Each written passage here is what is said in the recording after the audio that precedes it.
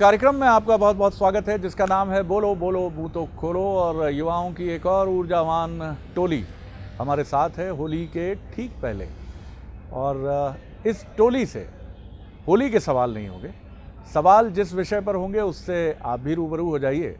सवाल वही है जो इस समय ज़ेरे बहस कहूँ मैं उसको, या चर्चित फिल्म कहूँ, या फिर मैं कहूँ कि एक ऐसा मसला जिसके साथ शायद न्याय नहीं हुआ या बेहिचक न्याय नहीं हुआ, दोनों सिरों को लेकर हम चल सकते हैं। फिल्म का नाम है कश्मीर फाइल्स, और इस फिल्म को लेकर पूरे देश में एक रिपल्स, एक लहर सी क्रिएट हो गई। सिनेमा घर जो कोविड के बाद एकांतवास में डूबे हुए थे, खुलने के बाद भी इंतज़ार कर रहे थे दर्शकों का, इस फिल्म ने चौंका दिया।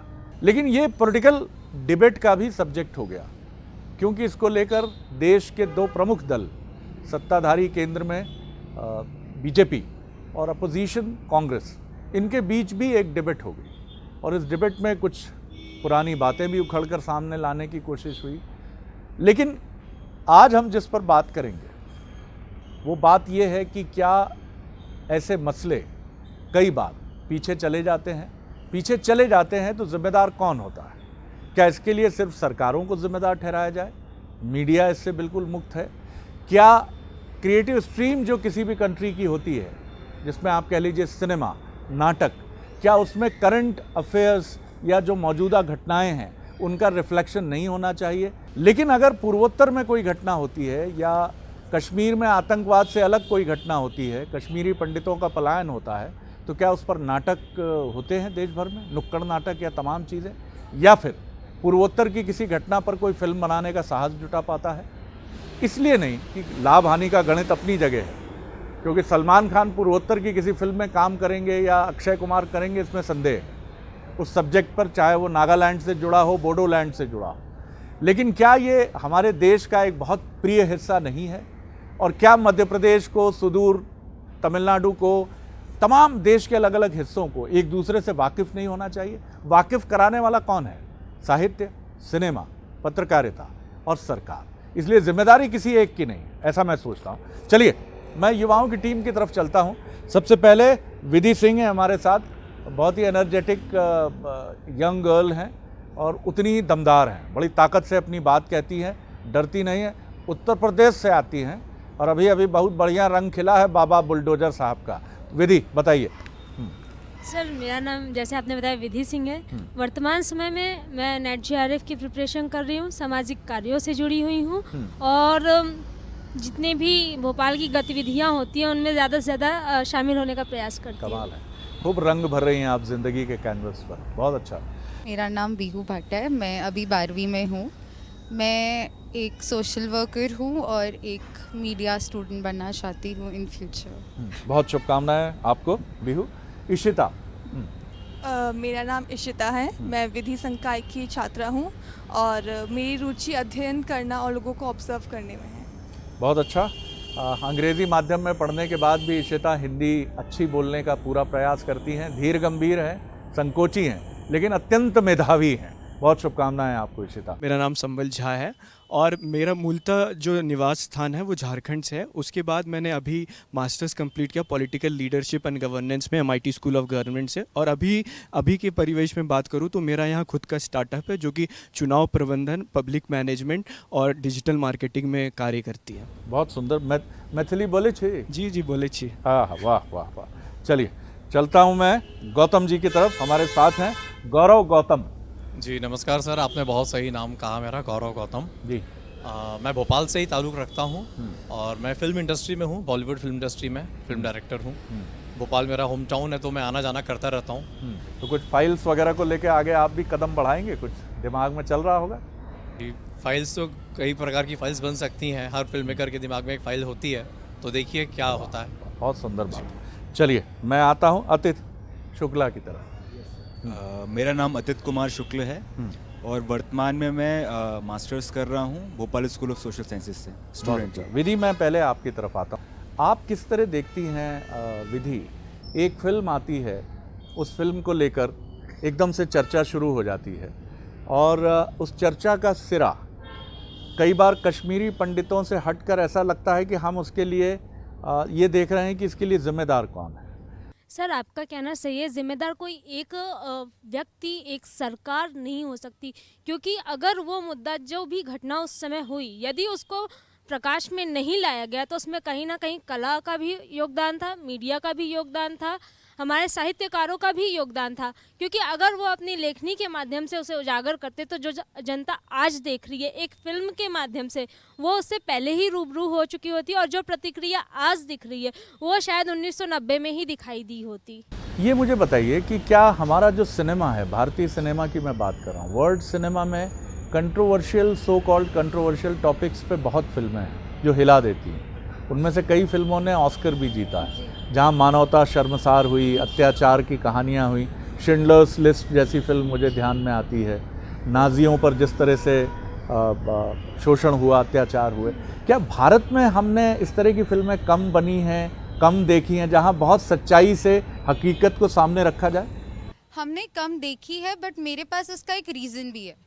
आपने जैसा कहा नाजी की फिल्म, अगर हमने नाजी की फिल्म देखी तो अभी ज्यूज़ और जर्मन्स में हेट्रेड नहीं है एक दूसरे के अगेंस्ट, बट अगर अभी ये मूवी आई है तो हमने उस जिस वे में उस चीज़ को समझा है वो बहुत अलग वे में लिया गया है। अगर हम वर्ल्ड पॉलिटिक्स या कंट्रोवर्शियल मूवीज़ देखते हैं, वो उसको एक पीस ऑफ हिस्ट्री की तरह लेते हैं, एक एजुकेशनल पीस की तरह लेते हैं जिससे वो कुछ सीख सकते हैं।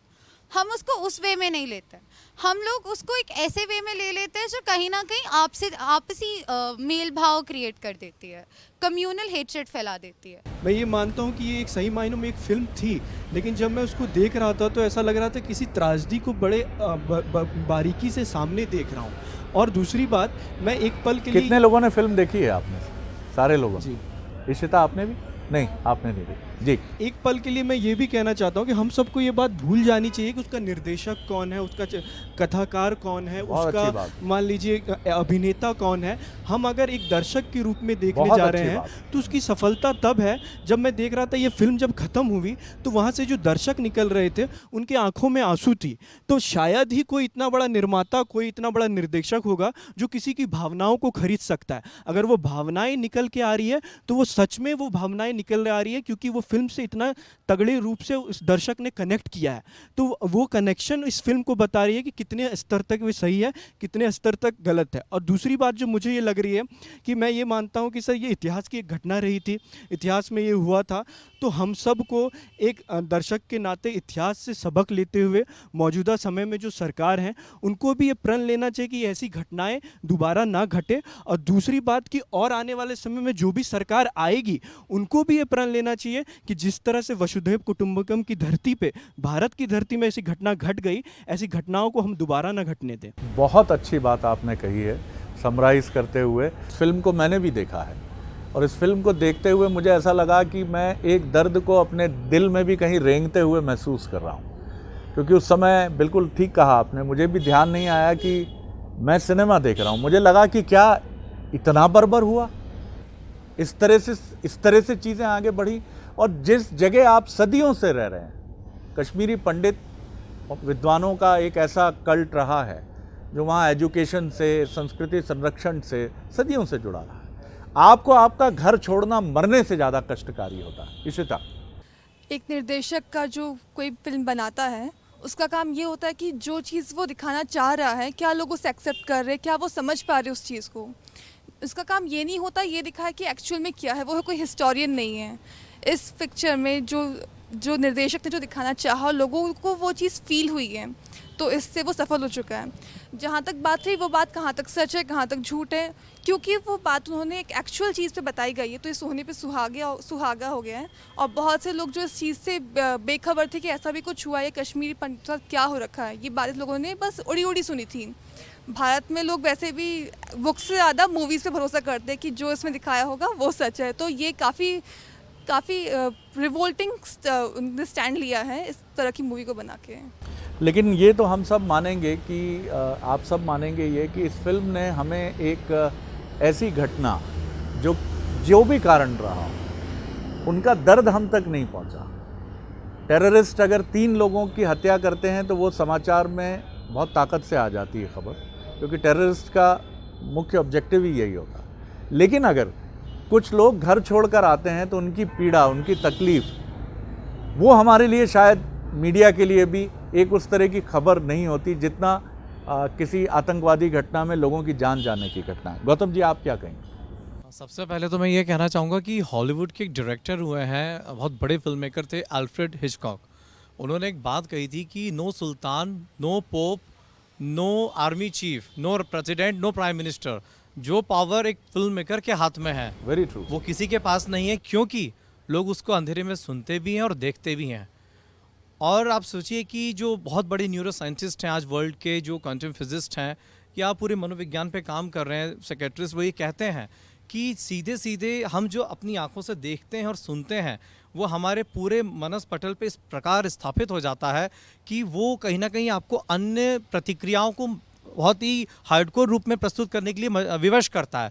तो सिनेमा एक ऐसी चीज़ है कि भर्तृहरि, जिन्होंने अपने नीति शतक में भी कहा, राजा विक्रमादित्य के बड़े भाई, कि साहित्य संगीत कला विहीन मनुष्य साक्षात बिना पूंछ वाला पशु है।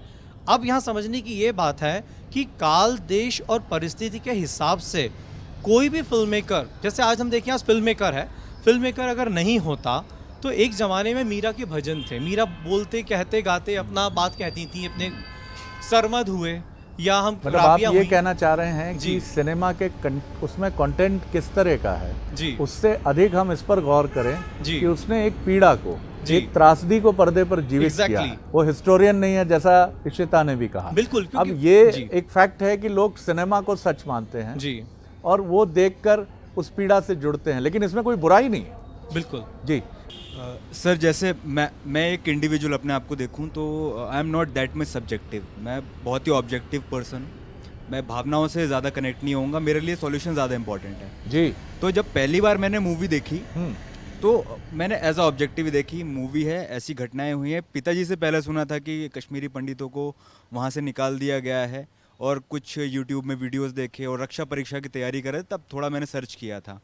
लेकिन इस मूवी को देखने के बाद, मेरी मूवी देखने के बाद शुरू हुई है, मैंने उसके ऊपर रिसर्च करना शुरू किया। मैंने वो पुराने इंटरव्यूज़ देखे जो आतंकवादियों के लिए गए थे, और वो जिस तरीके से बोल रहे थे कि हाँ भाई कोई मार देता, माँ कोई मार देता, तो मैं उस रिसर्च बेस पर चीज़ें देखी मैंने, और तब मेरे को समझ में आया कि ज़्यादा कंटेंट अवेलेबल नहीं है नेट में भी, उनके साथ क्या बर्बरता हुई है, बल्कि वो कंटेंट अवेलेबल है जो आतंकवादियों का लिया गया है। तो मेरा यही है कि मीडिया ने एक अपना रोल यहाँ पे निभाया है, लेकिन एक और पक्ष था जिसकी बातें सामने नहीं आ पाई, जो एक फिल्म के माध्यम से सामने आ रही हैं अभी। बिल्कुल ठीक बात है, और ये दर्द कश्मीरी पंडितों का भी है, नई जनरेशन का भी है, और उस जनरेशन का भी है जिसने विस्थापन की इस पूरी प्रक्रिया को भोगा, और उनके आंसू जिस तरह से निकले हैं, आप कम से कम उन आंसुओं को लेकर समझें कि वो पीड़ा कितनी गहरी होगी। अब मैं इसके दूसरे पक्ष की तरफ आता हूँ। दूसरा पक्ष ये है, विधि, मैं आपकी तरफ आता हूँ। एक ऐसा सब्जेक्ट जो फिल्म का सब्जेक्ट है, उसको लेकर मैं नहीं कहूँगा राजनीति में जो भी दल आता है, राजनीति आरंभ करता है, नाम ही है राजनीति, पॉलिटिक्स, उसका नाम धर्म नीति नहीं है। तो राजनीति तो होगी, उसमें कोई बुराई नहीं है, लेकिन अगर राजनीति हो रही है तो दोनों तरफ से टक्कर, जैसे हमने शास्त्रार्थ सुने हैं पुराने समय में कि शंकराचार्य और मंडन मिश्र के बीच में शास्त्रार्थ है और लोगों की सांसें रुकी हुई हैं, इधर से ये तर्क, उधर से वो दलील, इधर से ये तर्क। लेकिन यहाँ कभी कभी हमें ऐसा लगता है कि कांग्रेस कुछ इश्यूज़ को लेकर, ये हमारा नज़रिया हो सकता है, कुछ डिफेंसिव हो जाती है, या बीजेपी उसको उस प्लेटफॉर्म पर ले आती है जिस प्लेटफॉर्म पर वो कांग्रेस को लाना चाहती है। क्या इस पूरे मामले में आपने ऐसा भी फील किया कि इस पूरी डिबेट में एक पॉलिटिकल पार्टी डिफेंसिव हो गई और वो फिल्म को देखकर पॉलिटिकल इश्यूज़ और कश्मीर के पुराने 90 के इतिहास को सामने लाने की कोशिश करनी, क्या इसकी ज़रूरत थी? सर, जो हुआ, जो पॉलिटिकल पार्टीज़ कर रही हैं, जो इतिहास दोबारा ले आया जा रहा है, पॉलिटिकल पार्टीज़ द्वारा खुद ले आया जा रहा है, तो एक तरीके से कहा जाए वो उनका मुद्दा है, वो ले आ रही हैं, तो कोई गलत बात नहीं है। वो खुद दिखा रही हैं कि हमने पूर्व में क्या किया या उसने क्या किया। राजनीतिक डिबेट हो रही है तो सच्ची डिबेट होनी चाहिए। आपको एक्सेप्ट करना चाहिए कि आपके टाइम में या जो भी पार्टी थी उसके टाइम में हुआ, अगर उसने उस मामले को ये तो सीरियसली आप बहुत अनुचित अपेक्षा कर रही है। राजनेता कभी अपनी गलती नहीं मानेगा। सीरियसली जी। नहीं लिया तो आपने उस तबके को पीछे छोड़ दिया जिसने उस दर्द को सहा, उस पीड़ा को झेला जो आज हम सब महसूस कर रहे हैं। यहाँ मुद्दा ये नहीं है कि कश्मीरी पंडित भगाए गए, यहाँ मुद्दा ये है कि कोई भी व्यक्ति अपनी जन्मभूमि से क्यों भगाया गया। व्यू मैं आपकी तरफ आता हूँ। मैं ये नहीं कहूँगा कि हम दुनिया का सबसे बड़ा लोकतंत्र मैच्योर नहीं है, हम बहुत मैच्योर हैं। हमने ऐसी घटनाओं को देखा। मैं कश्मीरी पंडितों को सैल्यूट करता हूँ सच में, कि आपने अपनी मिट्टी, अपनी ज़मीन छोड़ी और उस पीड़ा को लेकर आप नेगेटिव नहीं हुए। जो उस फिल्म का भी एक डायलॉग है कि किसी कश्मीरी पंडित ने बंदूक नहीं उठाई, उसने गोली नहीं चलाई, या उसने अपना कोई आउटफिट नहीं बनाया, और ये भारतीय सनातन परंपरा का हिस्सा भी है। व्यू वो पूरा इंसिडेंट एक पॉलिटिकल इंसिडेंट था। अभी तक कश्मीर एक पॉलिटिकल हब है।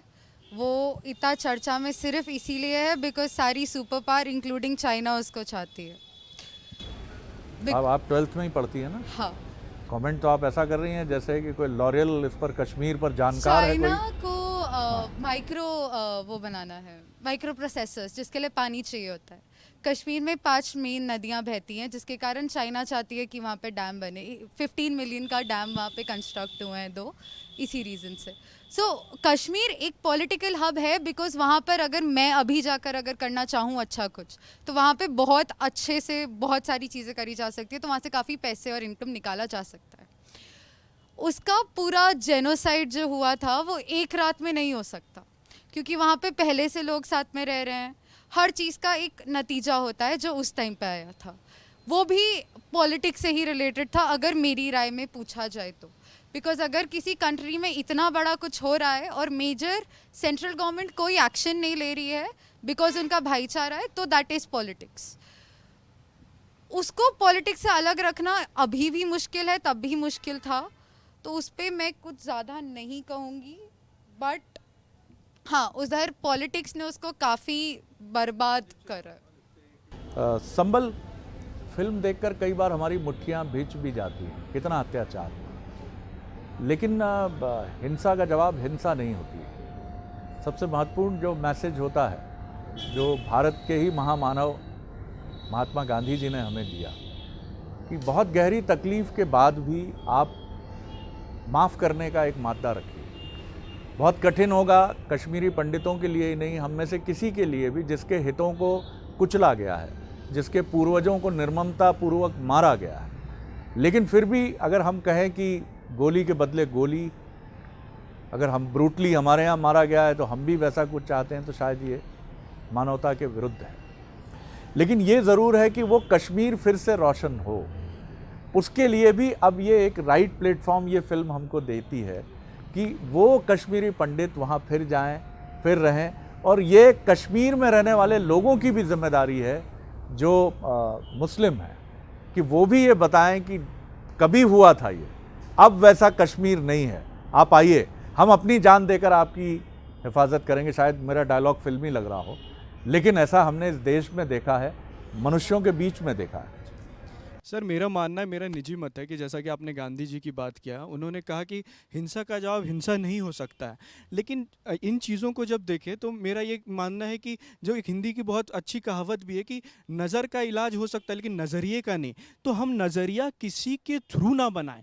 मैं ये मानता हूँ कि अगर हमारी सबसे बड़ी गलती थी, अगर हम हिंसा को अगर अलग भी रख दें, तो हमारी सबसे बड़ी गलती थी कि हम मौन थे उस टाइम, हमने प्रश्न नहीं किया था उस टाइम। अगर उस टाइम पे मैं भी रहता सर, अगर आप भी उस टाइम पे रहते हो, अगर आपने प्रश्न नहीं किया होता, तो ये हमारी सबसे बड़ी जिम्मेदारी और सबसे बड़ी गलती होती, क्योंकि देश के किसी हिस्से में ऐसी घटनाएं हो रही थी और हम सब यहाँ मौन पड़े थे, चाहे वो किसी भी दल के लोग हो, चाहे उस टाइम की किसी की भी सत्ता रही हो। तो सबसे पहले तो हम प्रश्न करना सीखे। और इतिहास में हमारे देश के साथ एक ये भी विडंबना है कि हम इतिहास की अच्छी अच्छी चीज़ों से बड़ा गर्व करते हैं कि जब ज़ीरो दिया भारत ने, ज़ीरो का गर्व मनाना जरूर चाहिए कि हमने ज़ीरो दिया, लेकिन कब तक हम उसी चीज़ के के बारे में गर्व गाते रहेंगे, हम कब तक नई चीज़ों को नहीं लाएंगे। क्यों? क्योंकि सर अकाउंटेबिलिटी, जिसकी मैं गवर्नेंस का छात्र हूँ, जहाँ पे ये कहा जाता है कि अकाउंटेबिलिटी की बात होती है, उत्तरदायित्व की बात होती है। तो ये राजनेताओं को भी सबक लेनी चाहिए और यहाँ के सिटीजन्स को भी सबक लेना चाहिए। अगर किसी भी समाज में, किसी भी गाँव में, किसी भी क्षेत्र में या किसी भी देश में कोई घटना घटित हो रही है, तो उसकी हम पूर्ण रूप से अकाउंटेबिलिटी ले, तो ही हम इन ऐसे फिल्मों को एक्सेप्ट कर सकेंगे और तो ही सही मायनों में ऐसी फिल्में आगे बनेंगी। बहुत फिर एक बार बहुत ही ब्रीफ एक्सप्रेशन की तरफ आप बढ़े हैं और बहुत शानदार बात आपने कही है।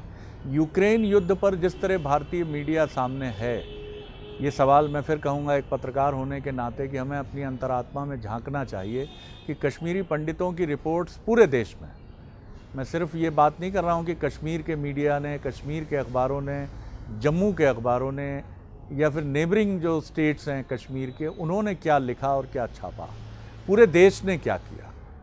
और क्या हम ये देखते हुए तमिलनाडु का मीडिया क्या ये सोच लेता है कि ये तमिल इंटरेस्ट को लेकर बहुत ज़्यादा इन्फ्लुएंस नहीं करता?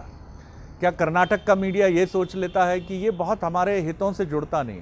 मध्य प्रदेश का मीडिया और मध्य प्रदेश के पॉलिटिशियन क्या ये सोचते हैं कि कश्मीर में क्या हो रहा है हमारे लिए ये उतना महत्वपूर्ण नहीं है? ये क्या हमारे एक राष्ट्रीय चरित्र को कहीं ना कहीं सामने क्या नहीं रखता है?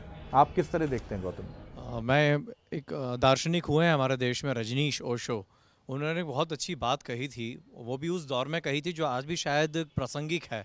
वही ये है कि पंजाब का मतलब भारत के इस तरफ का मुसलमान पंजाबी मतलब दूसरी भाषा बोलता है और उस तरफ का मुसलमान दूसरी भाषा बोलता है, फिर भी उन दोनों में विवाद है। क्यों? क्योंकि सिर्फ भाषा के कारण।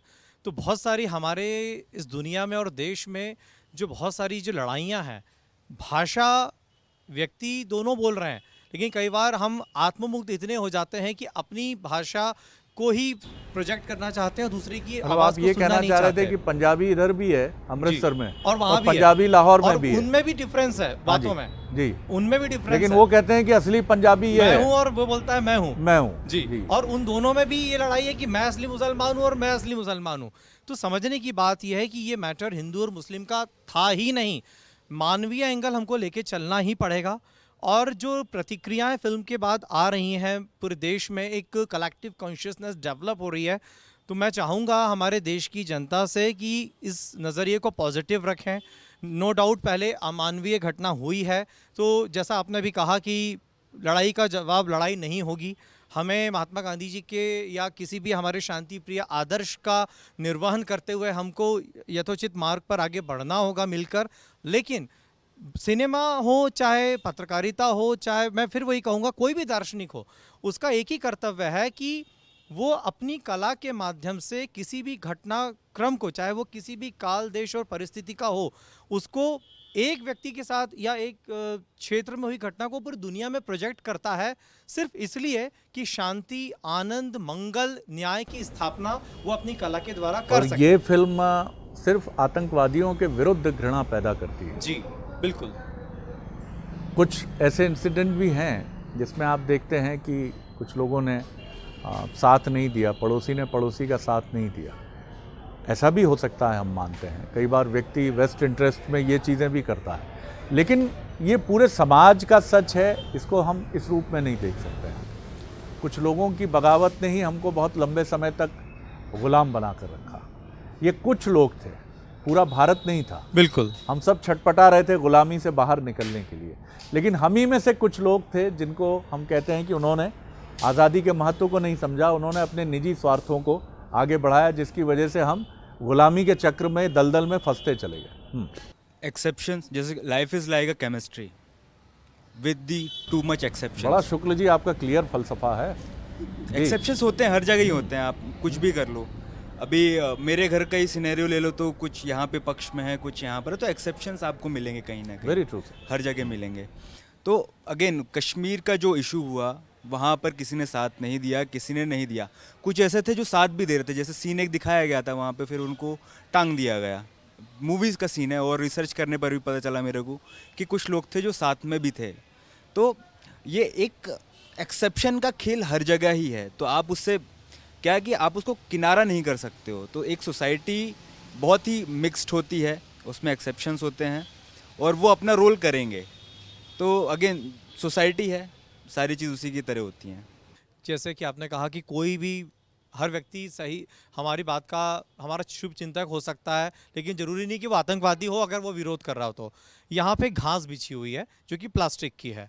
अब ये घास तो है, हमें मालूम है कि ये घास है और हरी भी है, लेकिन वो प्लास्टिक की है। हमें ये समझना है बहुत सारे घटनाक्रम देश में घट रहे हैं, तो उसके मूल तत्व में जाना है कि क्या वो मानवीय एंगल और समाज की हित में है या नहीं, क्योंकि घास तो सर्वत्र है। कुछ जगह हरी है, प्राकृतिक है, कुछ जगह प्लास्टिक की है। तो प्लास्टिक की घास और असली घास में हमें फ़र्क करना होगा। जी जा साहब। ये पहले से ही ये डिबेट होते जा रहा है कि समाज फिल्म से प्रेरित होता है या हमारी समाज फिल्मों से प्रेरित होती है। तो इस डिबेट में अगर हम जितना पढ़ते जाएंगे उतना ही उलझते रहेंगे। इसलिए अगर मूल रूप से देखा जाए तो जो चीज़ें घटित हो रही है उसको भी ना छुपाया जाए, उसको भी सही से सही पेश किया जाए। अगर उसमें कोई आर्टिस्टिक लिबर्टी ली जा रही है फिल्म को बनाने में वो तो ठीक है, लेकिन अगर उसमें कुछ कटुता भी है, अगर उसमें कुछ हेट उस भावना से नहीं है, तो एज अ ऑडियंस भी हमें उसे एक्सेप्ट करना चाहिए और चीज़ों को आगे बढ़ते हुए सोल्यूशन की तरफ भी आगे बढ़ना चाहिए। बहुत अच्छी बात है, मैं कंक्लूड कर रहा हूँ। और सबसे महत्वपूर्ण बात यही है कि भारत एक बहुत बड़ा लोकतंत्र है और इस लोकतंत्र में अलग अलग राजनीति की धाराएं हैं, फिलॉसफी हैं, विचार हैं। हमें इनको बहुत सम्मान की दृष्टि से देखना चाहिए। कई बार राजनेताओं की लड़ाई आपके हमारे घरों तक चली आती है, हमारे विचारों को प्रभावित करती है। और जैसा एक तत्व होता है कि हर व्यक्ति ये नहीं कह सकता कि उसको सारे तथ्य मालूम है, वो सारी चीज़ें जानता है। इसलिए बेहतर ये है कि राजनीति की लड़ाई पर आपका अपना इंडिविजुअल नज़रिया रहे, जो आपके वोट के ज़रिए जब भी 5 साला चुनाव होते हैं और भी जो चुनाव हैं उनमें सामने आता रहे। लेकिन आप उस नज़रिए को इस विविध रंगी देश के साथ किसी ऐसे रूप में नहीं देख सकते हैं कि जिसको लेकर आपके मन में भी घृणा भर जाए और कोई ऐसी घटना, क्योंकि जैसा झा साहब ने कहा, बहुत महत्वपूर्ण बात कही, आपातकाल के समय कुछ फिल्में आपातकाल को लेकर बनी थीं जिन पे बैन भी लगे, विवाद भी हुए।